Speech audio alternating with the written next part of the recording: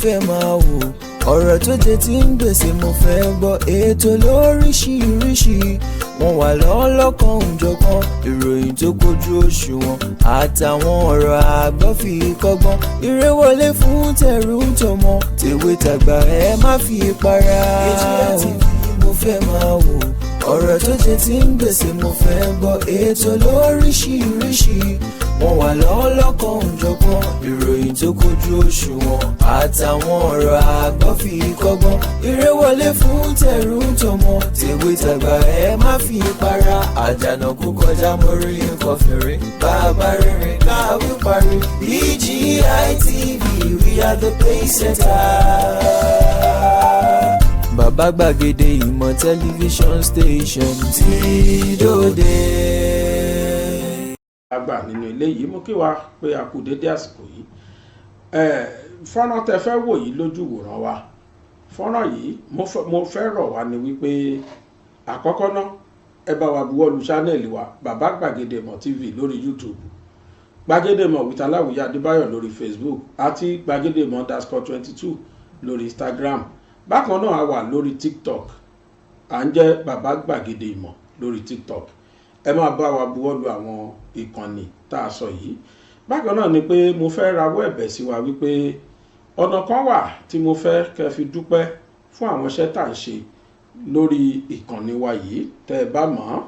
Kí làwọn ọ̀nà náà ni wípé ẹ̀yin tó bá jẹ́ pé ẹ̀ ń woṣẹ́ wa live, ẹ wo ibi tí wọ́n kọ dọ́là tí wọ́n fi sáìn dọ́là sí yẹn, sábà wa tẹ̀. Kò ná yín ní nǹkankan o, kò ná yín ní nǹkankan, wọ́n pè ní special thanks, ẹ bá wa tẹ̀. Tó bá wá di pé ẹ̀yin túnṣẹ́ yẹn wò ní tí kìí ṣe gbàtà rán ẹ̀lẹ́ wò, ẹ rí ibi tí wọ́n kọ thanks sí, ẹ wo line ibi tí wọ́n fi likes dislike nǹkan kan sí, ẹ rí thanks, ẹ rí ibi tí wọ́n kọ thanks sí, ẹ sábà mi tẹ̀bẹ̀ yẹn náà, kí tẹ́ bá rí bẹ́ẹ̀ ẹ bá mi follow instruction tó bá fún yín.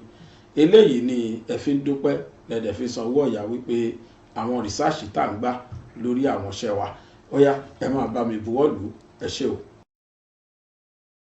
Gbogbo ojú tó ń wò mí káàkiri gbogbo ayé, mo kí wa lọ́kùnrin lóbìnrin lọ́mọdé lágbà, mo kí wa pé a kú dédé àsìkò yìí, àsìkò bó ti lọ ní Nàìjíríà.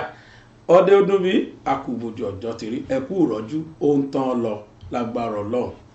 Ẹ máa tó enjoy efficacy ìjọba yìí torí pé àwọn nǹkan kan tèmi ń rí, ẹ̀yin tí ẹ bá nífẹ̀ẹ́ Tinumbu ẹ lè rí o, ẹ lè rí o.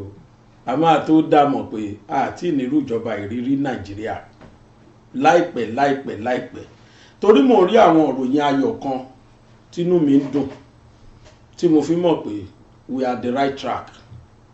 Ẹ wá kan fìdílé tàbí kẹ́ fìdílé nǹkan kẹjá jọjẹ̀ gbádùn ètò tuntun tá a tó gbédé lónìí.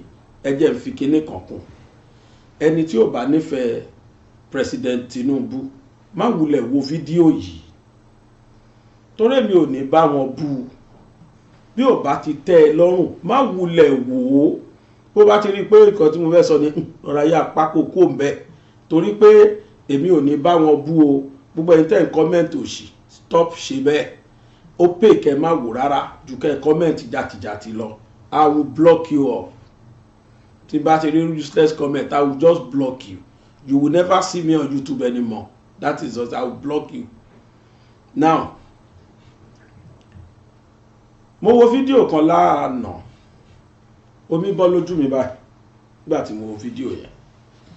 Kí ló fà á? Resultant effect, too much dominance àwọn tá a pè ní cabals ní Nàìjíríà. The resultant effect of it, aburú tó mú wá. Àwọn tá a pè ní cabals, àwọn elite, àwọn tí wọ́n rí jájẹ, àwọn tí wọ́n ń pàṣẹ Nàìjíríà lé àwọn náà máa pàṣẹ lé president lọ́wọ́ pé bá jẹ́ fẹ́ kó ṣeré, of which every one of them mọ̀ pé Tinumbu ò ní gbà.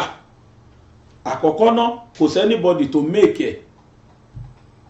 Abíọ́lá tàbá sọ pé ó fìdí òṣèlú hàn, ó ti kú. Òun ló brought ẹ̀ up lórí òṣèlú. System Abíọ́lá náà dẹ̀ ló ń tẹ̀lé. So ó ti kú. Òun ti wá build many people nínú gbogbo àwọn olóṣèlú lẹ́nìí.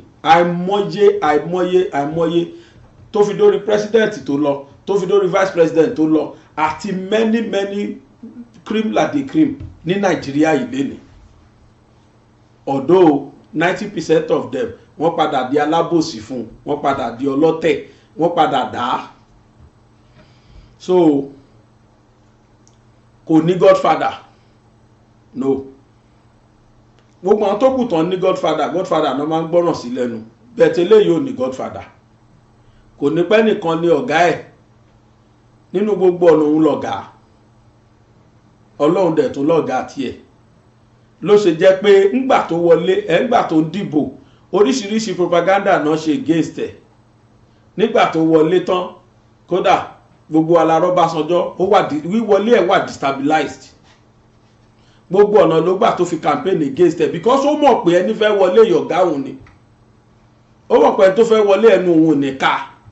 Ó mọ̀ pé ẹni tó fẹ́ wọlé àwọn ò ní rí pàṣẹ fún bí nǹkan ń pàṣẹ tẹ́lẹ̀.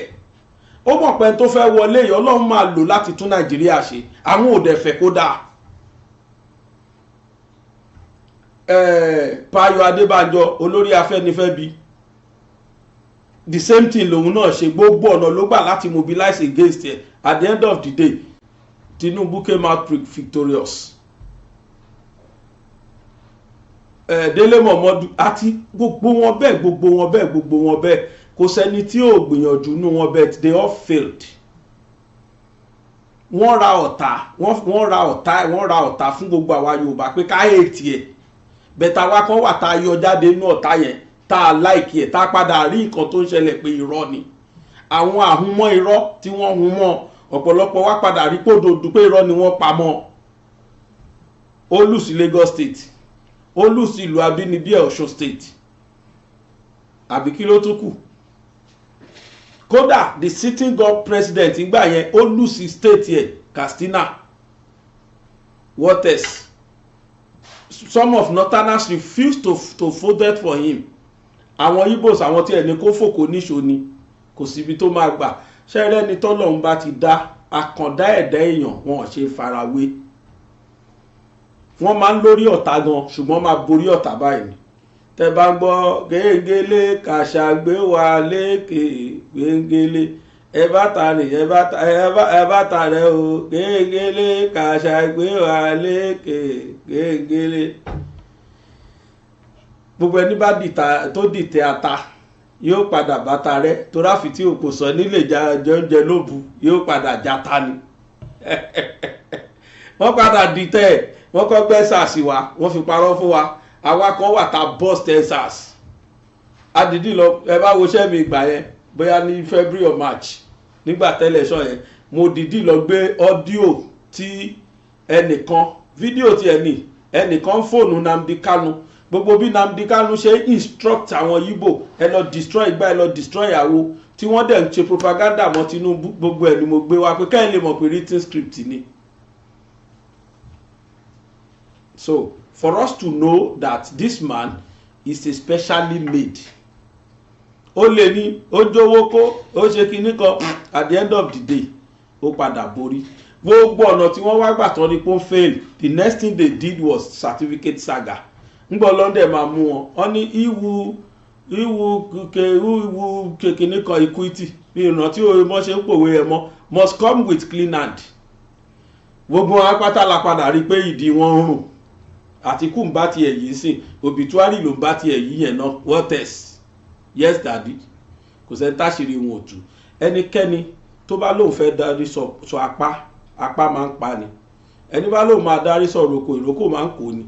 Ẹni bá lóun fẹ́ darí sọ ọ̀gbẹ́ nìyẹn tọ́lọ́ ń bá wa mú jáde ilẹ̀ Yorùbá o. Omi odò Ògùn wà ń bẹ̀ tí ó dà Ọ̀ṣun yóò dà. Àtọ̀ àwọn alálẹ̀ Yorùbá àwọn àgbààgbà ilẹ̀ Yorùbá wọ́n wà bẹ́ẹ̀. Ṣé wá rọ́ Ọlọ́run tí Yorùbá wá gbọ́kànlé Ọlọ́run yẹn wá gorí gbogbo wọn pátá àwàdà ló ṣe ń gbé Tinumbu gòkè. Àwọn tá a pè ní kábàásì yìí oríṣiríṣi ni wọ́n ti dánwò ní Nàìjíríà. Aago ìfàsẹ́yìn sí Nàìjíríà làwọn máa ń lù torí pé ojoojúmọ́ làwọn ń dolówó sí. Àwọn máa ń fa Nàìjíríà sẹ́yìn ni. Yorùbá wà nú wọn, Ìgbò wà nú wọn, Haúsá wà nú wọn. ló ṣe jẹ́ pé ní tó bá tọ́ mọ̀ pé léyìí lè tún lù ṣe wọ́n ní gbà kó débẹ̀ ẹ mọ̀ yẹn ní tako Abíọ́lá ni ẹ mọ̀ yẹn ní tako Abíọ́lá because wọ́n ti rí countenance Abíọ́lá pé léyìí máa tún Nàìjíríà ṣe. They started from that of Awólọ́wọ̀. They started from regime of Awólọ́wọ̀. Awólọ́wọ̀ wọ́n rí tún tí Awólọ́wọ̀ pa ní Western region. Wọ́n mọ̀ pé with Awólọ́wọ̀ as president of Nigeria Nigeria máa dá kíákíá o. Àwọn ò dẹ̀ fẹ́ wọ́n fẹ́ máa jẹ gàba as kaba as elite. Unfortunately for Awólọ́wọ̀ wọ́n yẹ ẹsẹ̀ kúrò nù kílàǹkó. Ó ṣẹlẹ̀ ní 79 ó ṣẹlẹ̀ ní 83 at the end of the day Awólọ́wọ̀ jókòó nígbà òkú ojúmọ́ Ọlọ́run bá gbé Abíọ́lá dìde. Wọ́n rí pé eléyìí bùjẹbùdànù ni kò sẹ́ni tí ò ṣe fún bó ṣe ń ṣe ilẹ̀ Yíbò ló ṣe ń ṣe ilẹ̀ Yorùbá ló ṣe ń ṣe ilẹ̀ Haúsá bàbá jẹ́ kí lè débèlé àtúnlùṣe o. Wọ́n tún tako Awólọ́wọ̀ wọ́n tún tako Abíọ́lá. Fortunately àwọn mẹ́tẹ̀ẹ̀ta tá a dẹ̀ ń sọ yìí they are always Yorùbás. Ẹ jẹ́ káwa Yorùbá kíra wa kú oríire pé àwa gangan láyàn láti tún Nàìjíríà ṣe. Àwa láyàn láti tún Nàìjíríà ṣe. Ẹ mọye Fúlàní tó ti rúlù. Ẹ mọye ọmọ North tó ti rúlù. Ṣé Nàìjíríà wà ní mínì during their era? Lẹ́yìn Muritala Muhammed tá a lè nawọ́ sí lọ́mọ North. Ta tún ni? Kò sí mọ́ Awólọ́wọ̀ dẹ̀ ló tún kù. A lè nawọ́ sáwólọ́wọ̀ a lè nawọ́ sábíọ́lá. Wọ́n jà Abíọ́lá ó débẹ̀ o. Gbogbo tọ́mọ̀ láyé ni wọ́n ṣe. Yorùbá wà nú ẹ̀ tó ṣe, Ìgbò wà nú ẹ̀ tó ṣe, Haúsá wà nú ẹ̀ tó ṣe. Kódà before election wọ́n ní wọn ò gbọ́dọ̀ mo rántí orúkọ máyẹ̀ tó ti sá lọ fún mi nísinsìnyí. Wọ́n gbéra wọn dìde wọ́n gbé association kan dìde wọ́n láwọn Association for Better Nigeria. Èmi pé wọ́n bẹ́ẹ̀ gbà yẹn pé Association for Bastard Nigerians tí wọ́n gbá INEC lọ court wípé June 12 must not come to pass. It must not come to life at all. Wọ́n ò gbọ́dọ̀ dìbò June 12. Àwọn Afẹ́nifẹ́ bíi náà tún support wọ́n gbà yẹn. I call them Afẹ́nifẹ́ bíi because wọ́n ò fẹ́ Yorùbá fẹ́ rí rárá orúkọ yẹn ò rò wọ́n. Yorùbá kò gbà kò tí láyé kẹ́ẹ̀rẹ́ Afẹ́nifẹ́ rí kó support yẹn rí. Wọ́n tako Abíọ́lá weriwe ni. Ẹjá padà lọ wò tán. Wọ́n tako Abíọ́lá weriwe ni. At the end of the day wọ́n fail bọ̀ Abíọ́lá dìbò ó wọlé. Now ó tún àsìkò Tinumbu. Pa Frederick Wani bàbá náà ti dàgbà. Bàbá yẹn nìkan nú Afẹ́nifẹ́re and wọ́n pè ní former chairman. Bàbá claim chairmanship nítorí pé bàbá yẹn láníyàn tó dáa sílẹ̀ Yorùbá. Wọ́n wò pé Yorùbá lọ́mọ yìí ọ̀dà àwọn adopt ẹ̀ àwọn sáìsì on behalf of Afẹ́nifẹ́re pé Tinumbu làwọn ṣe o. Kíá Fáyọ̀ Adébánjọ ó ti bẹ̀rẹ̀ sí ní tu lójú àtàwọn Afẹ́nifẹ́ bíi mi pé kò jọ rárá bàbá yẹn ti dàgbà Fáyọ̀ Adébánjọ ti claim ẹ̀ pé òun ni chairman Afẹ́nifẹ́ bíi nítorí pé wọ́n adopt Obi and they are calling themselves Yorùbá group. Wọ́n ní Yorùbá socio-cultural group. Whereas that socio-cultural group will never represent the interest of Yorùbás. Àwọn nàdẹ́kò ń gbà yẹn àwọn yẹn represent Yorùbá interest gbogbo wa la rí. Ṣé àwọn Afẹ́nifẹ́ bí àwọn yẹn ò mọ̀ kankan wọn ní interest inú Yorùbá. They are always the enemy of Yorùbás. Wọ́n takù Tinumbu pa ni. Ó wá kú òun àtọlọ́hun ẹnìkan. Mélòó lẹ́mí Olúọmọ lè ṣe lẹ́yìn kó pariwo kó panu mọ́. Gbogbo agbára ẹ̀ ò ju Lagos State lọ. But the whole Nigeria òbí ní ẹni Ọlọ́hun fẹ́ lọ́lọ́hun yàn o. Ẹni Ọlọ́hun fẹ́ lọ́lọ́hun yàn o káyé màmá pa. Àyìnlá ìrò ni mo kọ́ wọlé yẹn níbi tí yẹn ti sọ pé gẹ́gẹ́lé kàṣà ìgbé wa lékè gẹ́gẹ́lé. At the end of the day wọ́n máa ka ìbò wọ́n máa announce báyìí ẹni tí gbogbo ayé ò rò rárá. Day one tí mo rí pósítà Tinumbu mo rẹ́rìn gan-an mo wà nú ẹni tí ò rò bẹ́ẹ̀ mo rẹ́rìn bàjẹ́ mo fẹ́ rẹ́rìn kú pé ta ni Fúlàní ajé ò ṣe wọn ò máa gbára tó ní ni wọ́n wá jẹ́ ò débẹ̀, not knowing God has chose the man. He was the God chosen among them all. Ọlọ́run bẹ̀rẹ̀ fún láti primary. Surprisingly, the man won the primary convincingly. Gbogbo internet dàrú nígbà tí wọ́n declare Tinumbu as the flag bearer. Ó fowó rà ni, ó fi kíní kan rà. Ṣé kò sáwọn tó lówó ń bẹ̀? Kí ló dé táwọn yóò fowó rà? He was not holding any post. Vice president Igbákòtì náà. Kí ló dé tí yóò fowó rà? At the end of the day, gbogbo ọ̀nà fail bọ̀. LP 78 wọ́n jákulẹ̀ ni. Fine, ó the election proper. The man emerged victorious. He emerged victorious to the amaze of everybody. Gwalawa surprised. Although me, I wasn't surprised. Àtìgbà tó ti win primary mo ti wò pé this man is going to president. Gbà tó ti win primary gbà yẹn mo ti change mind mi pé ó dà pọ̀ ọmọ Yorùbá lọ́lọ́yàn lọ́tẹ̀ yìí. A dẹ̀ dúpẹ́ fọ́lọ́run pọ́lọ́run yàn. I miss every odds. Lẹ́yìn gbogbo atótónu, lẹ́yìn gbogbo ìbanilórúkọjẹ́, lẹ́yìn gbogbo ìbàjẹ́ lóríṣiríṣi, lẹ́yìn gbogbo ọ̀tẹ̀ tí wọ́n rà fún. Mo wá fẹ́ fi tuntun fún wa wípé we either take it or we leave it. Ní agbára Ọlọ́run, this government is going to be voted as the best president ever produced by Nigeria. Yes, àwọn tó kó tira lè máa ṣe tó wù wọ́n o. Àwọn ò dẹ̀ níyé pé president ṣàkíyèsí pé ẹ má dá wọn lóhùn o bí irú ti mọ́tò tán fẹ́ rà. Á sọ̀rọ̀ débẹ̀. If he find himself alone among them, mo dẹ̀ jẹ́rìí Tinumbu tí mo ní. Tinumbu tí èmi mọ̀. Àfi tí ó bá ṣe Tinumbu Èkó. Gọ́fúnà wo ló lè control ẹ̀ lẹ́kọ̀ọ́? Commissioners wo ló even in Nigeria. Àìmọye state tó jẹ́ pé governors tó ń rúlù ń bẹ̀ òun ló ṣiṣẹ́ fún wọn débẹ̀. He made most of politicians lẹ́nìí tó ń pera wọn politicians from president down to councillors. Àìmọye state tí Tinumbu lè fọ́nbù pé I made you governor. Ẹgbẹ́ gbọ́ tún ẹwà gbọ́tàn tó pa lógún state ni. Eléyìí tó wà lẹ́yìn èmi yìí dàpọ̀. Kò lè dá di governor tí ìbá ṣe mi. Kéèyàn kan tó lè sọrú ẹ̀ confidently, it means Putin níṣẹ́ tó ṣe. Bó ṣe ṣe kiri àárín Nàìjíríà nìyẹn. Ẹ̀rá ọmọ nọ́ọ̀tì míì tí wọ́n fẹ́ kú ẹ̀rí Ganduje tó fẹ́ kú lé lórí.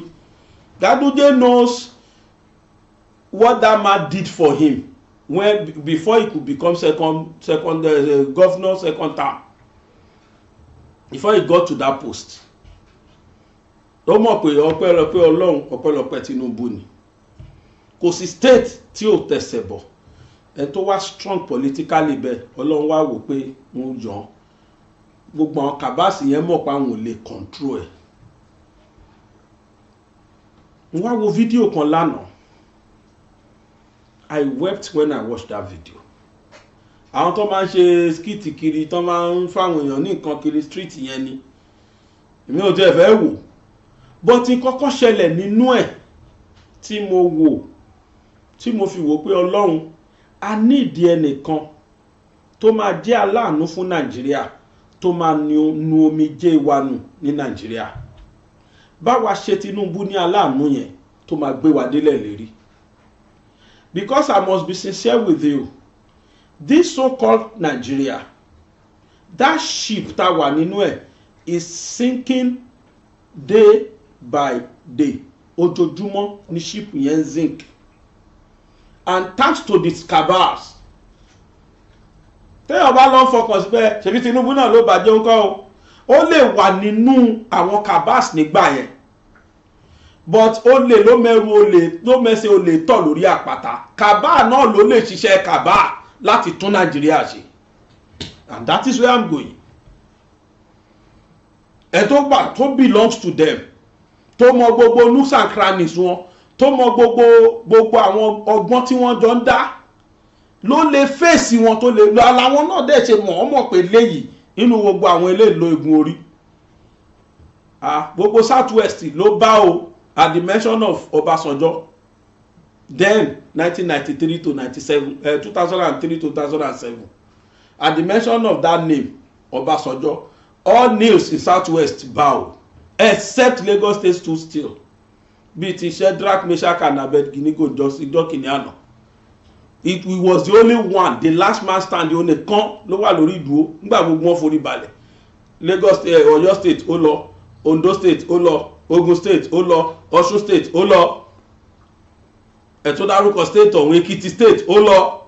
It was only Lagos State nìkan, because that man ruling Lagos State then was a man that no Kaba can bow, can bend easily. He has never bowed for anyone except Abiola, his master, direct master. Ó nífẹ̀ẹ́ Abiola, Abiola náà nífẹ̀ẹ́. Ó kọ́ iṣẹ́ yẹn, ó dẹ̀ mọ̀. Ntọ́ pé lóṣèlú ó mọ̀. That is why I believe in his government. That is why I know he's going to surprise every one of us. Ó lè lé níbẹ̀rẹ̀. I have often told us that ṣe process ó máa ń le ju outcome lọ. If you have very good process, you see very good result. Result yẹn lè mi target ó ní mo dúró dé. His failure to produce that result at the end of first tenure máa yí lu ẹnu padà. But I know we're going to start seeing the result latest by a year or 2 years tó bá bẹ̀rẹ̀ ìjọba ẹ̀, because nǹkan ti bàjẹ́ jìnnà kó tó ship tó ti ń zinki ló fẹ́ mú padà as a captain of that ship, a sinking ship, for a captain to bring it back. Captain ya ṣiṣẹ́ o. In tí mo mean rè, mo fẹ́ ká wo fídíò yìí tí ò bá gbomi lójú ti yín náà. Ẹni tó graduate, this woman said she read accounting education. Definitely she's qualified to be a teacher in a reputable secondary school. Tó bá go further ni in a reputable higher institution, bóyá federal, bóyá college of education, university or polytechnic, she will be a lecturer. Kò wá níyàwó lẹ́nu wípé ìdí iṣẹ́ aláàrù láti bá yá yẹn. A very young and vibrant woman, ti rí quality yẹn lára ẹ̀. She was maybe age of 48 or 49. But ẹ bá rí ẹ rò pé ya 70 years ni, ó ti gbójọjọ orí ẹ lọ. That is Nigeria factor for you. That is the effect of the so-called cabals. Àwọn tí wọ́n jí owó wa kó, effect ẹ̀ nìyẹn lára àwọn ọmọ Nàìjíríà tán jówó ẹ̀ kó. Owó tó yẹ kán fi túlù ṣe, àwọn tí wọ́n jí kó, effect ẹ̀ lẹ́ rí yẹn lára wa. Nigerians tán jápa, effect owó wa tán jí kó ló fà á. Nigerians tó graduate tí ò ríṣẹ́ ṣe, effect owó wa tán jí kó ló fà á. Àwọn nǹkan tán jí kó tán lọ start sáwọn foreign countries yìí, tí wọ́n bá mú àwọn owó yẹn tó bá fi invest sí Nigeria, even when you stole it and you use it to invest in this country, kí lẹ rò pé ìbá ṣẹlẹ̀? By now Nigeria could have been like Dubai. Mo show fídíò kan fún wa lánàá lórí Dubai. Níbi tí àwọn ọmọ yẹn gbádùn dé sí, Dubai tún allocate ilẹ̀ ọ̀fẹ́ fún àwọn ọmọ wọn. Wọ́n tún wá ń bá wọn develop ẹ̀. How many plots ni wọ́n fẹ́? Two plots. When is Nigeria going to become like that? That is the country I am dreaming about. That is the country I'm dreaming of. And I know by that, inshallah, with Tinumbu, God will give us that, the dream will come true. Ó ti bẹ̀rẹ̀ tèmi rí, àwa tá a nífẹ̀ẹ́ rí tó ń ṣe lábẹ́lẹ̀, ọ̀tá àyàn ò ní rí láíláí, tó dẹ́sìn ọ̀tá àyàn kì í ga. Alẹ́ṣin wo, ẹṣin tí yóò jù báyìí lọ, ẹṣin ọ̀hún dẹ́ lè ga tó sánmọ̀, á ní kéèní, ẹṣin tí yóò jù báyìí lọ, kò lè rí, tòrọ́ ọ̀tá àyàn ni. Ẹ wo fídíò yẹn, kẹ́ ẹ wo ohun tó ṣẹlẹ̀ sí ìyá yẹn. Ọmọbìnrin yẹn fún ìyá yẹn ní, ó kọ́ tọrọ lọ́wọ́ ìyá yẹn pé kó fóun lówó. Nínú iṣẹ́ àrù tí ìyá yẹn ṣe, ìyá yẹn kọ́ bá pò fún 100 naira. Ó wá yọ ọmọbìnrin yẹn lẹ́nu pé ẹ fún mi lówó níbẹ̀ ni. Ó ní mo dẹ̀ lẹ́bùn kan fún yín o, bẹ́ẹ̀ mi ìfẹ́ fún yín lójú àwọn èèyàn já lọ kọ̀rọ̀. Ó wá fi owó sínú ike oúnjẹ, ó wá gbé fún ìyá yẹn. Ìyá yẹn máa ṣe báyìí ló bá odidi 100,000 bẹ́ẹ̀. Ìyá yẹn fẹ́ ìyá wèrè inú ẹ̀ dùn gan. Ló wá ní but you speak very good English mama. Ó ní bẹ́ẹ̀ ni, ó láàmì graduate. Mo wà shocked nígbà tí mo wo bẹ́ẹ̀ pé this is the reason why ten to share video if you share fún mi. Ó ní àmì graduate. Ọmọbìnrin ẹni graduate school wo ní Unilag mo káwọ́ mọ́rí ni pé mo ṣe wà tó jókòó Unilag ó ní course wo ó ní accounting education that the woman is even literate. You would doubt it. You would dispute it that this is not literate woman, she's an illiterate. Kọ́kọ́ rò bẹ́ẹ̀, not knowing, not only literate, but she went to university and possessed universal knowledge. We were very surprised. The woman said, I'm a product of Unilag, University of Lagos. Ó dẹ̀ sọ course tó ń rí di pé accounting education. Mo wá wo nǹkan tó jẹ́ kó mi bọ́ lójú mi nìyẹn. That okay, LASU ni ìṣe Unilag, LASU, Lagos State University. Omi bọ́ lójú mi pé ṣó ti worst tó báyìí ni, graduate in Nigeria doing aláàrú just to feed herself. Woman yẹn wá bí lady yẹn bí léèrè pé kí ló gbé yín débẹ̀? Ó ló ṣeun, ó lóun teach in school kan tẹ́lẹ̀ pé bọ̀ in the course of òun teach yẹn òun yá owó lápò kò pẹ́ kò jìnnà ó ní kòrò dé. Ó lóun wá lọ kòrò tó dẹ̀ dé yẹn ó jẹ́ kí school yẹn kan close school torí pé àwọn ọmọ ò sanwó school wọn wà mọ́ àbí kí náà pè close up àbí kí náà fún àgbà yẹn pé ká wà ní ilé kò sí pé èèyàn kan jáde online teaching dẹ̀ náà ṣe. Ó ní so wọn sanwó ló fi di pọ́n da gbogbo àwọn sílẹ̀ nígbà tó wáṣẹ́ tí ó rí ṣojú òtí wá ni. Ẹ̀yin senators wa ẹ worú fídíò yìí kẹ́ ẹ fi kọ́gbọ́n mọ́tò tẹ́ fẹ́ rà yẹn ó máa fi yàjà aráàlú ni, aráàlú máa sọ́fà nú ẹ̀ ni mọ́tò tẹ́ fẹ́ rà yẹn. And that is why I called President Tinumbu that don't ever sign that paper for them. Wọ́n fẹ́ fi kó bá jọba yín ni, wọ́n fẹ́ fi kó bá jọba yín ni. Ẹ jẹ́ ká wo fídíò yẹn mú bọ̀. Really? Yes. Which school? I finished at LASU. Wow. What course? I read accounting education. Why are you not asking for people? I don't know if you can help me with 100 naira. What do you want with 100 naira? For transport. Where are you going? I'm going to my 12. I'm going for an appointment.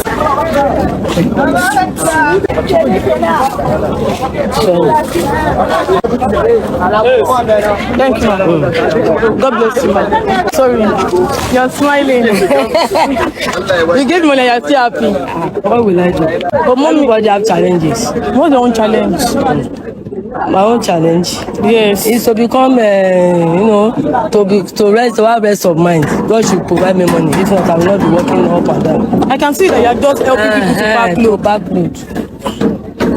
It's not easy. I have so small children at school. Small children. Do you have husband? No, You don't have husband? I don't have. That's So you're a widow? yes. Oh, wow. Wow. Mommy, you give me 100 now, you don't know me. I'm a Christian. You're a Christian. And it's good to give out. Give out. Thank you. God bless you, ma. Yes. Mommy, I want to surprise you. Maybe you don't want to be working again. Or do you still want to work? I'm shy to I don't know how you express I don't know how you feel about this. Okay, no problem. But you don't want to work again. I don't want. You don't want. I came to test you. And you gave me 100 naira. Mommy, God bless you. I have a gift for you, but it's public. I don't know where I can take it to. No problem. Is there any secret place? I have a gift that I want to give you. No problem. Secret place. Okay, let's come to. Yeah. You speak good English, Chef. You speak good English. I went to school. Really? Yes. Which school? I finished at LASU. Wow. What course? I read accounting education. Why are you not asking for people? Because during Corona time, there's the place I'm working, they refuse to pay. Which place? At this school, at Star of Hope, nursery, primary and secondary school. I taught in the primary school and secondary school. Yes, but I've been teaching for long. Yes. So, how much are you making before? How much are you making before? For the school? Yeah. They pay me 40K. Yes. They pay me 40K. But as time goes on, when the Corona started, they stop. Because the students that we are teaching, they refuse to pay. They are owing a lot. So because of that, it affects us. Mommy, but how do you feel working? You are a graduate. It's because one there is a time during the time I was teaching. So I went to this Napo. I learned about 60,000 twice. So there was a time when this corona came, they now said we should start returning money. I could not make it. And even that time my husband was alive. So and I was one feeding him till now late. So when I now saw that they are now asking of money, because when you don't have the money, they will detain you inside the toilet. As I said, when I went to the market, as I said, what would I do? Because I don't have money to start business. As I see people hawking, and I said, how will you do it? They said they went to borrow money for maybe have 1,000. I said, I want even 2,000 to start, so that I can start. So that my children, they've not got, they are still going to school. So I lost my husband. In fact, I don't know whether I'm in the earth or heaven. I was down. So I now said, since there is God and I'm going to church, God will help me. I started. Mama, you gave me 100 naira from your struggle. I saw you that you were hawking tomato for someone. I went to deliver that tomato. How much did they give you? You gave me 200. Jesus, a whole graduate, man. Mommy, I have a food for you. God will bless Man, give me the food. God bless you. I have a food for you. You blessed me with 100 naira. Mommy, you blessed me with 100 naira. This is your food. Open it. Open the food. Bring it out. Bring the food out, mommy. Bring the food out. How much? 100,000 naira. Jesus, God will bless you. 100,000 naira. Bless you. God will bless you. You're welcome, man. That's an 100,000 naira for you, man. I don't want you to do this again. Start a job with this 100K. I really promise me. I'm not lazy. Okay. Mommy, like I said, use this 100,000 naira to start a business. I don't want to see you helping people to pack their loads again. No problem. Will you promise me? I promise. When I see money, I will not. Tell me, what can Jesus do? Jesus can do many things. Lágbára Ọlọ́run, aláàánú kò ní kẹ̀yìn sí. Amen. Bó ṣe tẹ̀lé mi, tó tún tẹ̀lé mi, tó dẹ̀ mọ̀ mi rí. Ọlọ́run aláàánú sí ẹ. Lágbára Ọlọ́run ló ṣe máa rí rẹ̀. Ló ṣe máa rí rẹ̀. Jésù. Ó yá, ẹ fi bo owó yìí. Cover your money. Yeah. How old are you, ma? Okay, I'm 48, 49. Wow, you are 48. 49. 48, 49. Wow. Mo kí wa pé a kú dédé àsìkò yìí. Fọ́nrán tẹ fẹ́ wò yìí lójú wòran wa. Fọ́nrán yìí mo fẹ́ rọ̀ wá ní wípé àkọ́kọ́ náà ẹ bá wa buwọ́lu ṣánẹ́ẹ̀lì wa Bàbá Gbàgede Ìmọ̀ TV lórí YouTube. Gbàgede Ìmọ̀ with Aláwìyé Adébáyọ̀ lórí Facebook àti Gbàgede Ìmọ̀ _22 lórí Instagram. Bákan náà a wà lórí TikTok. À ń jẹ́ Bàbá Gbàgede Ìmọ̀ lórí TikTok. Ẹ máa bá wa buwọ́lu àwọn ìkànnì tá a sọ yìí.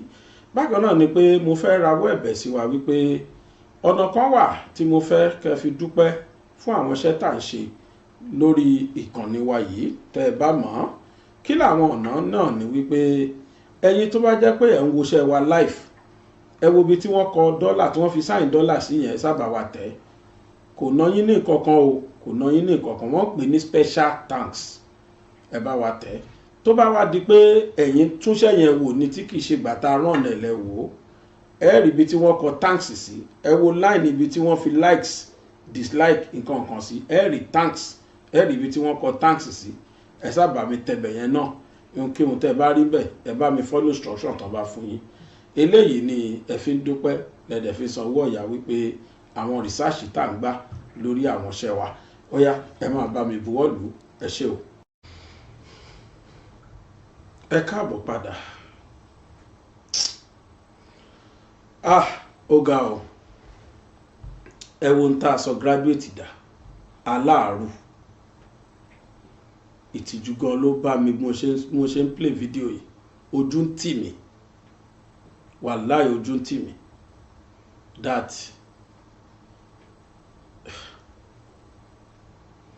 àwọn tí ò ka nǹkan kan ní Dubai, tọ́jọ́ mọ́ Dubai, they are always proud of that country.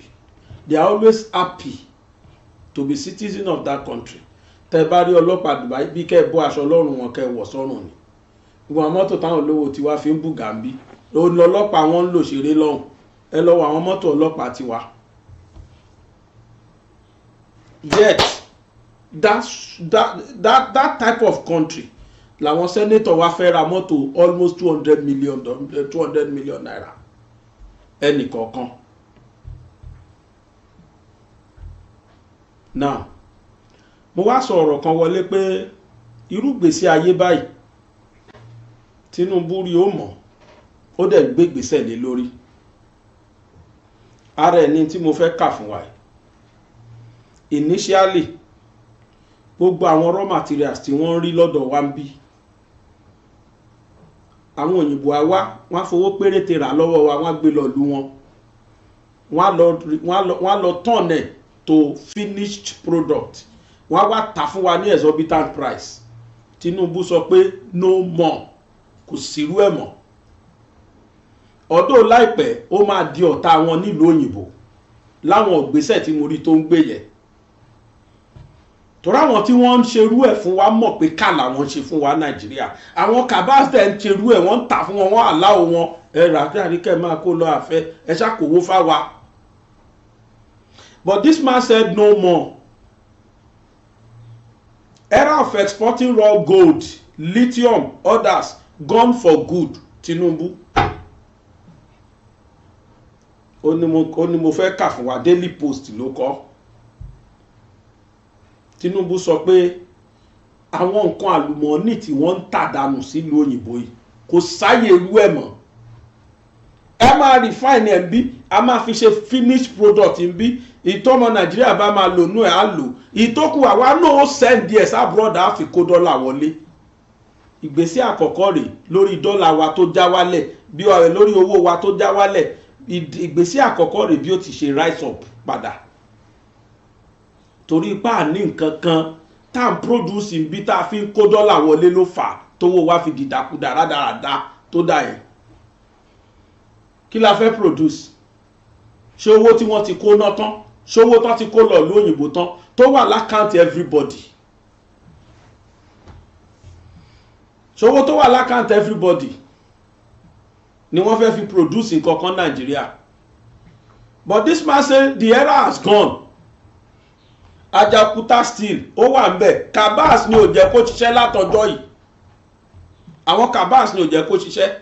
And Nigeria is spending millions of naira every month fún iṣẹ́ táwọn èèyàn ò ṣe lọ́hùn. No any product, no any finished product tó ń jáde láti Ajaokuta. In fact at times gan ti bíìdì fún pé kí wọ́n rà. Àwọn náà ó lè gbé ó lè gbà, àwọn náà máa rà, àwọn náà máa láwọn tà, àwọn náà máa rà lábẹ́lẹ̀. Àwa di tiwọn nìkan gbogbo ayé làwọn nìkan fẹ́ ní. Tó bá ní tán náà nǹkan kí ló máa gbẹ̀yìn ẹ̀? Wọ́n máa padà gbẹ́lẹ̀ ẹsẹ̀ mẹ́fà for everybody. Tó máa kó òun nìkan ṣó tó máa fún láṣọ kan táyé rà ilé kan tán kọ́ tán ralẹ̀ tí wọ́n kọ́ ọjọ́ kan tí wọ́n dẹ̀ parí ẹ̀ tán gbéyàn ti. Téèyàn bá rántí ikú ni kò ní máa wùwá ta kò kàn mí ta ló fẹ́ mú mi. Era of exporting raw gold, lithium, others gone for good. Tinumbu. One President Bola Ahmed Tinumbu has said that the era of exporting raw gold, lithium and other mineral is gone for good. The Nigerian leader said that many local companies have already adjusted their business plans to the new normal, urging others to do so. The president said the creation of the policy of value additional to mineral resources before exportation by his administration was to halt the huge losses recorded through the export of unprocessed mineral commodities.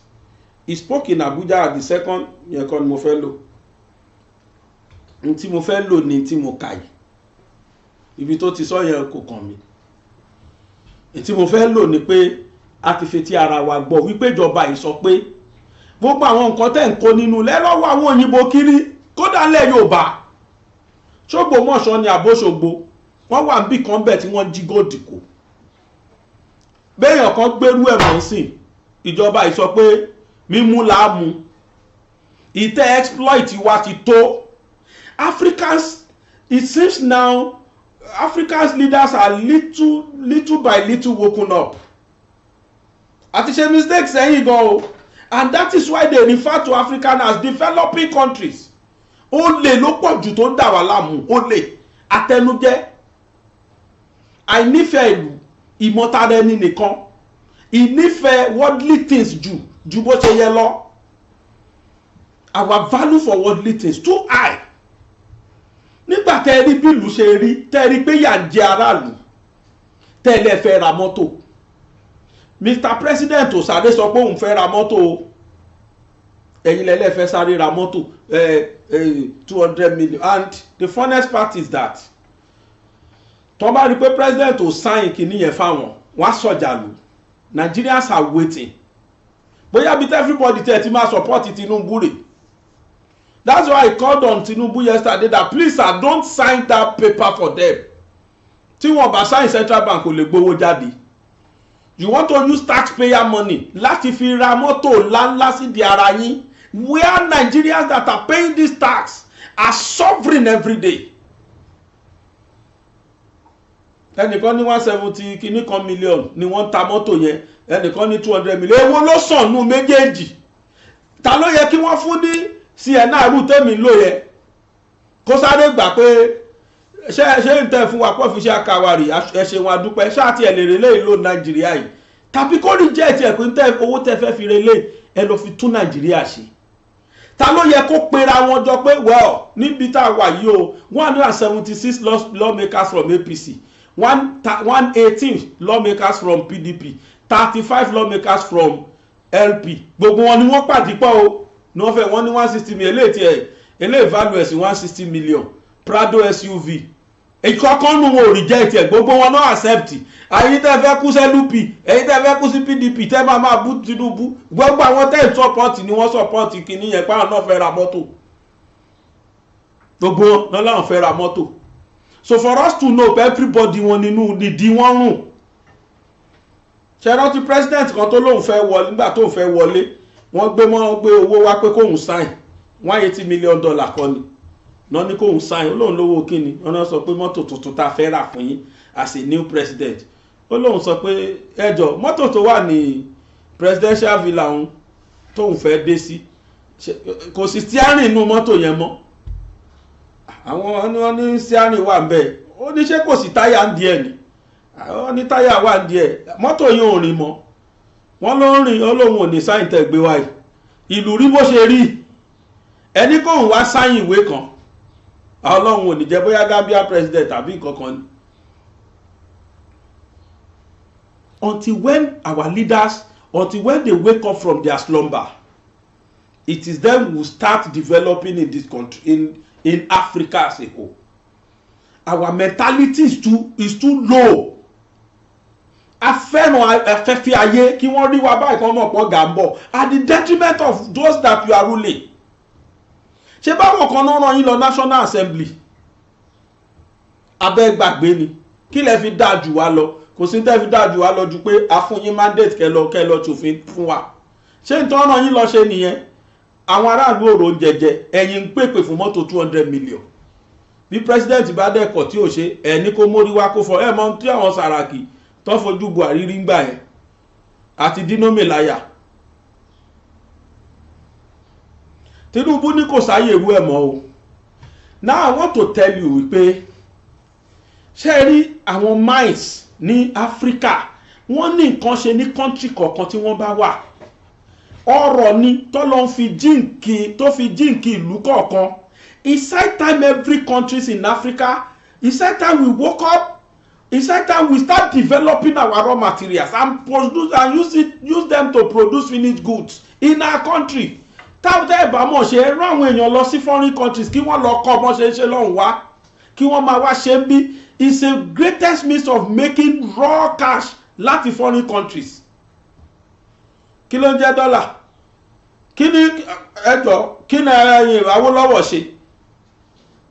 Tí South West fi di tí Western region gbà yẹn fi di celebrity. Kí ni Awólọ́wọ̀ ṣe? All he did what? Ó kọ́kọ́ wò pé kí ni ó fìyà jẹ̀lú? Agriculture. Just agriculture. Awólọ́wọ̀ use it to change the whole world.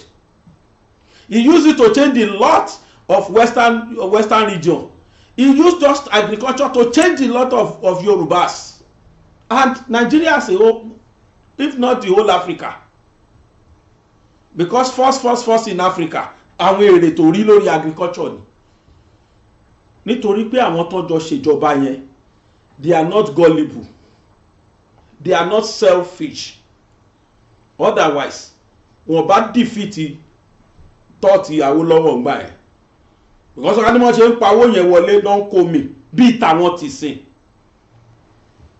Ayé ò ní rí bó ṣe rí yẹn nígbà náà. Ṣé báwọn kan ló fi ṣe cocoa board members, kì í ṣe àwọn kan ló fi ṣe ni. Àwọn yẹn gan-an máa kọ́ bẹ̀rẹ̀ sí ní jówó kó bẹ́ẹ̀ tójú tí ìlà sí ó lè báyìí. Àwọn èèyàn sì orúkọ rere làwọn èèyàn ń dùn gbà yẹn.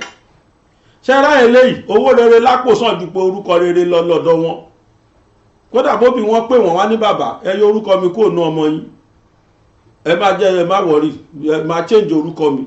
Wọ́n need orúkọ. Ntọ́ nídìí ó ní kí kówó sá ti wà owó tẹ̀ ní gbé lọ́rùn. Owó tẹ̀ ní gbé lọ́rùn. Nígbà kan Zambia president Bishop So ó dẹ̀ dídì mú.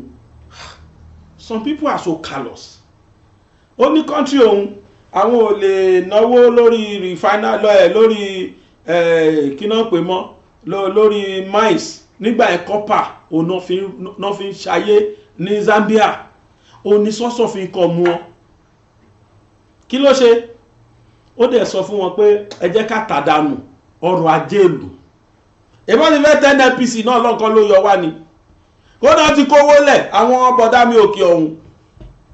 Wọ́n ti kówó lẹ̀ ọpẹ́lọpẹ́ Yar'Adua àwọn akótilétà ti tàtán díẹ̀ ló kù ọ̀nà tó fẹ́ jẹ pírẹsidẹ́ǹtì tó wá sàtífíkẹ́ẹ̀tì rọ́ kiri ní tí ò sọnù tán wá kiri wọ́n fẹ́ 10 NPC gbà yẹn gbẹ̀yìn tẹ̀lé wọn mú àánú yín kàn ṣe mí ni.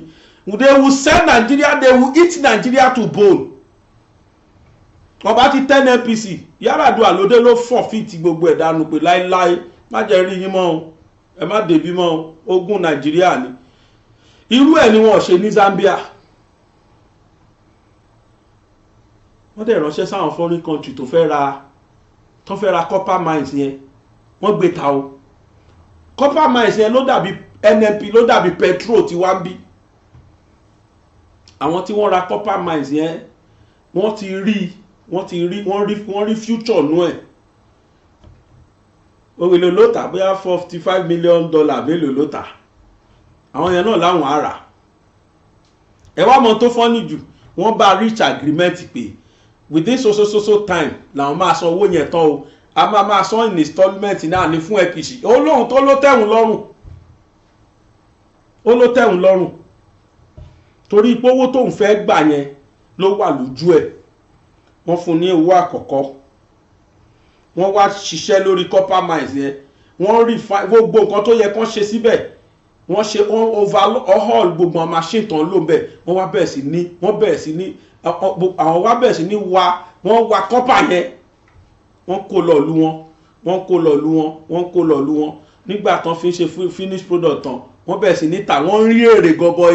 Nínú èrè yẹn ni wọ́n wá mú nínú èrè tí wọ́n ń wú ń bẹ̀ tí wọ́n rí nínú copper yẹn ni wọ́n ti mú tán ti fi ń sanwó fún Zambia. Kódà tó fún wọn ní járásì pàápàá pé a ti san gbogbo owó yín tán níbi tán gọ̀dì. Láti kí mi lẹ́yìn ẹgbọ́n nǹkan tí pásítọ̀ yìí sọ ń pa ẹ̀ mò ń bọ̀. The Zambian government, Bishop, sold the copper mines in northern Zambia to an outside consortium for $25 million. The copper mines for $25 million because they couldn't manage to keep them. The company that came in and took over the Zambian copper mines in 3 months made a profit of $75 million. They did not pay the Zambian government up front in cash for the mines. They were going to pay them over a period of time. Here we have this company that has an understanding of how things work, raised the money at the government's expense, took money that the company should have, the government should have been making, and gave it back to the government and said, we paid our debt in full, and give them now 0.006% of the proceeds of copper mining. When right outside the door there's people in poverty, people in not eating, people ignorant, people dying, high levels of AIDS. And what's the deal? Churches are full, people are praising God, Africans pray all night. Prayer is not in the success equation. Prayer is in the revelation equation. Decision making is in the success equation. You have to make a decision and be sound. We have to be disciplined and make sure we go and get what God has called us to get.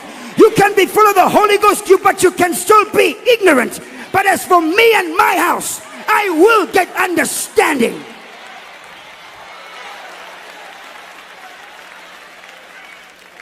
I will get understanding. I will get understanding. It's time now for us to rise up and be counted. This year, the country of Ghana turns 50. Ghana was born the same year we were born, in 1957. Ghana and South Korea had their independence dates on the same day, the same year. But look where South Korea is. South Korea is by nature not a Christian nation. South Korea by nature are Buddhists. China, which is the next large world economy, they have stated that in the next 10 years, 20% of the Chinese people will be multimillionaires. That means almost 450 million Chinese will be millionaires. They are not Christians, they are Buddhists. The Japanese are Shintoists. Those in Indonesia and Malaysia are Muslims. It's not about praising God and hallelujah and a great thank you, Jesus. It's about possessing an understanding as to how things work. The man is very correct. It's about you identifying your problems you are facing in your country and providing solution to it. Otherwise, you remain there. You remain the same in the next 30 years. No solution. So we just have to change our mind. We have to change the thinking faculty. We have to do something that is very different from the system we've been using all the time. You cannot be doing the same thing every time I say you want to see changes. No. You get there, buy yourself a multi-million cars, you embezzle money, and you are expecting changes in Nigeria. You will never get it. You will never get it. All you do is you do budget every year, you pass that budget because of yourself. You love yourself more than that country you are representing. Mr. Man, you can never see changes. And that is what we've been calling the politicians. That we should please do the different things, make things to be different this year, make different decisions so that Nigeria can get there. A lot of Nigerians are jackparing every year. What is jackpa? O jackpa, kilode. The best lawyer, the best doctor, the best in this, the best engineer, everything best are Nigerians. They are best in another man's land. They are not best in Nigeria. Ọjọ́ wo la fẹ́ change? All politicians must sit down and think. Is it true we want to change the lot of this country, or we still want the train to be going the same direction? You cannot be doing the same thing every time and you expect any changes. Nǹkan tí Tinumbu promise wa is what? Renewed hope. How is he going to renew that hope? Alone, he cannot renew it. Unless if you, the National Assembly, cooperate with him and think the direction this man is thinking. You people must do something that is so different from the previous government we'll be having in this country. It is then the whole world will accept your government, and the whole world will feel the efficacy of this government. Otherwise, we remain the same thing. The same orin, the same ijo, the same ìlú náà la padà jó nígbà tó bá di after 4 years of your tenure. Do you want us to remain the same? Olórin kan ní fọwọ́ tọ́ mi o bàbá, fọwọ́ tọ́ mi o Jésù, má jẹ́ wá bákan náà mọ́, fọwọ́ tọ́ mi o bàbá. Ṣé ìfẹ́ kí Nàìjíríà wà bákan náà ni? That is why 90% of people outside did not believe in the existence of Nigeria anymore, because you refuse to do different things. Because the politicians continue repeating the same thing. The reason why Nigeria is failing, the reason why Nigeria did not succeed, is the same system they are repeating every year. And that is why we continue having the same result. Until tí ẹnìkan bá dúró gẹ́gẹ́ bí aláàánú kan tó ṣetán láti tún ìlú ṣe. And I believe Tinumbu has stand now. He has made this decision. It now remains on the ministers, senators, national assemblies, and state governors to stand by him and say, we want to make difference. Our governors were tani. Mélòó la lè proud of? Mélòó ló ń ṣiṣẹ́ ní state yẹn? Mélòó ni kò jẹ́ tapo ẹ̀ ló sáré dù? Most of them are in their second tenure. Randolph ni wọ́n wà. Kémi náà tètè kó bí bá ṣe lè kó. Tìlú ẹ máa pariwo mi kú nìkan gbà lọ́wọ́ yín mọ́ state. Bẹ̀ tó ti gbàgbé ẹnìkan tó gbé post yẹn fún tó ń pè ní Ọlọ́run tó máa padà jíṣẹ́ fún lọ́la wípé bí mo ṣe lo ipò ta fún mi rè. Abẹ́ mọ̀ pé afúnyán afúnṣọ́ ni yín, ẹ padà jíṣẹ́, ẹ padà jíyìn bẹ́ẹ̀ ṣe ṣe sí. Muslim ń pè ní àmọ́ náà. Àmọ́ náà ni wọ́n gbé fún yín, bẹ́ẹ̀ ṣe lo àmọ́ náà yẹn padà sọ fọ́lọ́run. Gbogbo ìyà tẹ́ fi ń jẹ wáyìí, kò sí títì tó dáa, kò sí àró mímu, iná ńkọ́, gbogbo ẹ̀ kò sí lọ́rọ̀ wa Nàìjíríà. Kò sí state kan tá a lè náwó sí pé àfẹlẹ́ yìí. A dẹ̀ ń gbọ́ lókè pé gbogbo gbàná kówó fún wọn. Owó ọ̀hún wá dàbò náà ná sí. Oníkálùkù sáré kó lọ lóyìnbó gbígbẹ́ mi yín bá wà lẹ́ẹ̀nà. Bọ́lọ́ bá dẹ̀ fún yín lẹ́mìí gígùn tẹ̀ náà ńjọ́kan ẹ padà kú òǹbẹ̀. Alihakumu ntakazuru atazuru tumọkọbẹ. Ọlọ́run ní gbogbo ayé gbogbo wàhálà wà láyé àdá onísàárè ẹ máa lé náà ní tẹ́ fi wọ sàárè. Woman want is never is insatiable. Ní economics sọ. Ẹ wo gbogbo ọ̀nà, ẹ wo títì, ẹ kò sómi, kò sí nǹkan kan. Kódà oúnjẹ tó ní oníkẹ́ fún wa jẹ, ààrò oúnjẹ ọ̀hún jẹ. Ẹ̀yin inú Ọlọ́run to my dismay mo ń gbọ́ lánàá kan lọ fẹ́ ra mọ́tò. Ẹ ra mọ́tò ọ̀hún kẹ́ máa gùn. Káwa máa fẹsẹ̀ rìn kíyà máa jẹ wá. Kẹ́ wá wo nítorí ọmọdé orí àgbà máa ṣe fún yín. Ẹ̀láyé ń sọ sí pé yí padà. Ẹ ṣe different things. Ẹ jẹ́ kí ìjọba ti yín kó jẹ́ different ìjọba, so that the whole world can celebrate you, so that the whole Nigerians can have confidence in your government. Ẹ ràn Tinumbu lọ́wọ́, ẹ jẹ́ kó ṣàṣeyọrí. Ẹ ti débẹ̀ ó ti fún yín ní mandate. The mandate given to you, don't you know you give the stewardship to God? Even if you are not owing us to give stewardship, you give stewardship to your God. Àwọn kan tó ṣe lánàá tí ń rojú ẹnu sàárè ìsìn, Ọlọ́run ò jẹ́ àrí wọn ni. Àwọn kan tí ń rojú ẹ̀sìn, bó làwọn Àbáṣà wà. Ẹni ṣe eré àtẹni tí ò ṣe eré, ǹjọ́ kan láfààyè ilẹ̀, ẹ jẹ́ á ṣe dáadáa. Now, President Ahmed Tinumbu, mo fẹ́ bẹ̀ yín ni, mo tún fẹ́ bẹ̀ yín. Ẹ má dá àwọn National Assembly lóhùn. Ẹ má dá àwọn National Assembly lóhùn. Tọ́n bá gbéwé yẹn wá, ẹ má approve ẹ̀ fún wọn. Bẹ́ẹ̀ ni, ẹ má approve ẹ̀. Ìdí rèé o, tí wọ́n bá pe kinní kan, wọ́n á pe rí ìkòkò tán fi sè. Wọ́n á pe rí ìkòkò tán fi sè. Ok, ẹ jẹ́ sáré fi kankun ká lè mọ̀ pé ìjọba ìmí business kọ́ lọ ń wá jẹ́ kí ó rí ẹni support òun, torí pé ẹnìkan kì í jáwàdé, igi kan ò lè dágbó ṣe. Àwọn owó kan wà tí wọ́n ń fún Nàìjíríà tí àwọn kàbáàsì yẹn ń gbà lórúkọ wa. Tinumbu ní kí wọ́n submit owó yẹn àwọn ti gbìn ọ̀ wọ́n ti pín lọ́wọ́ ara wọn. Ministry of Women Affairs woman yẹn bọ́ fún wọn gan pé with this so date nínú October yìí sí November ó ní gbèdéke tán fún wọn pé gbogbo owó yẹn lọ kó padà o ìjọba ìfẹ́ lò fi tún lù ṣe. Ọlọ́run á fún wọn ṣe.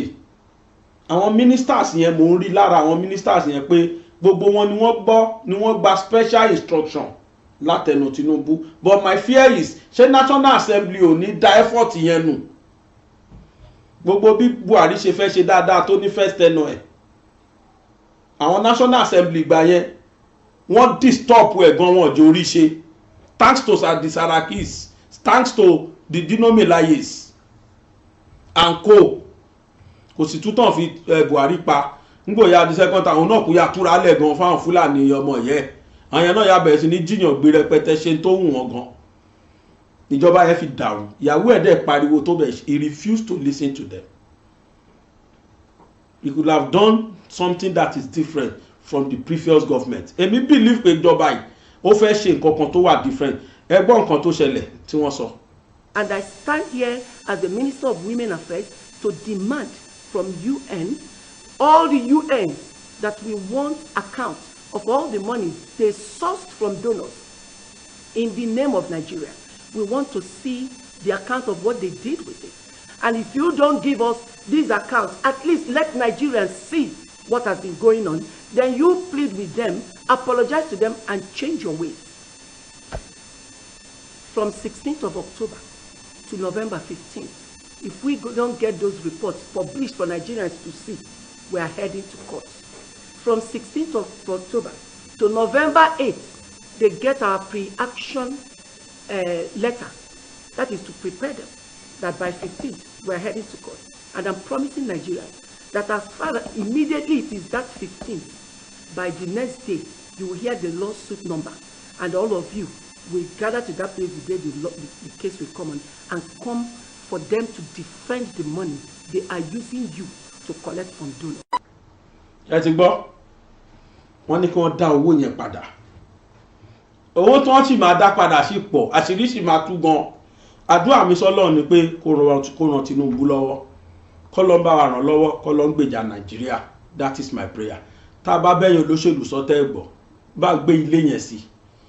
Ẹ máa wo picture ṣe rí picture inú ilé inú bedroom ẹnìkan rèé o olóṣèlú ni o bóyá second or third republic ní Ìbàdàn ìlú Ìbàdàn ló wà ẹ̀yọ́ ọmọ Ìbàdàn ti mẹ́ nínú ilé yẹn torí picture yẹn ó ti trend gan tipẹ́tipẹ́ koríko ló wù nù ilé ẹ̀ gbogbo tú tó pa nínú ilé olóṣèlú èmi ò ní dárúkọ onítọ̀hún mi ní jẹ́ káwọn ọmọ ẹ̀ sùn mí sí kóòtù inú ilé ẹnìkan ni olóṣèlú ni ní tó gbẹ̀yìn ilé ẹ̀rí òun fúnra nǹkan ti wà nù sàárè mi mọ́ o bóyá òṣèlú dáadáa bóyá kò ṣe dáadáa o àmọ́ nínú ilé olóṣèlú kan rèé ẹ̀yin náà ẹ máa kó jọ Bíbélì ní aṣiwèrè kó ọrọ̀ jọ tí ó ńgbà tí ò mẹ́ni tí ó ná ẹ máa bá wọn tó máa ná lẹ́yìn yẹn máa bá wọn kó jọ ó pẹ́ jù kálẹ̀ máa ná fún 40 years sí torí mi ò àfi tí yóò bá ti pé 50 inú yín ó yá kálẹ̀ máa ná sí 60 ẹ máa ná fún for 60 years sí kí ló tún wá kù ẹ máa ṣèjọ ẹ máa kó jọ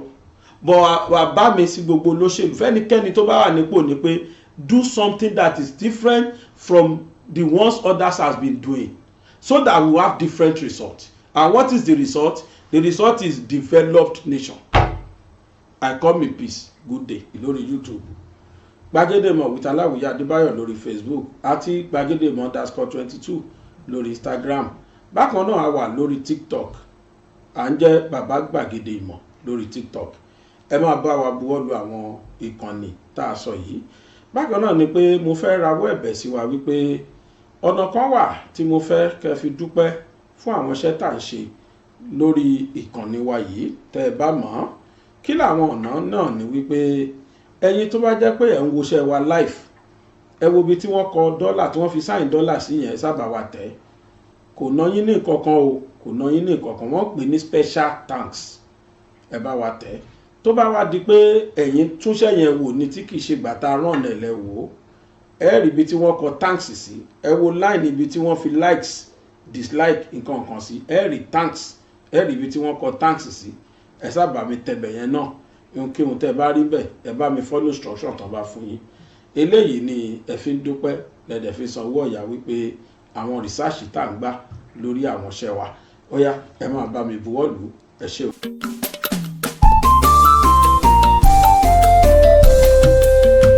BGI TV yìí mo fẹ́ máa wò, ọ̀rọ̀ tó jẹ tí ń gbèsè mo fẹ́ gbọ́, ètò lóríṣiríṣi wọ́n wà lọ́lọ́kan òjọ̀kan, ìròyìn tó kojú òṣùwọ̀n àtàwọn ọ̀rọ̀ àgbọ́ fi kọ́gbọ́n, eré wọlé fún tẹ̀rù tọmọ tèwe tàgbà ẹ má fi para. BGI TV mo fẹ́ máa wò, ọ̀rọ̀ tó jẹ tí ń gbèsè mo fẹ́ gbọ́, ètò lóríṣiríṣi wọ́n wà lọ́lọ́kan òjọ̀kan, ìròyìn tó kojú òṣùwọ̀n àtàwọn ọ̀rọ̀ àgbọ́ fi kọ́gbọ́n, eré wọlé fún tẹ̀rù tọmọ tèwe tàgbà ẹ má fi para. Àjànà kú kọjá mo rí nǹkan fèrè, bàbá rere káwí parí. BGI TV, we are the pace setters.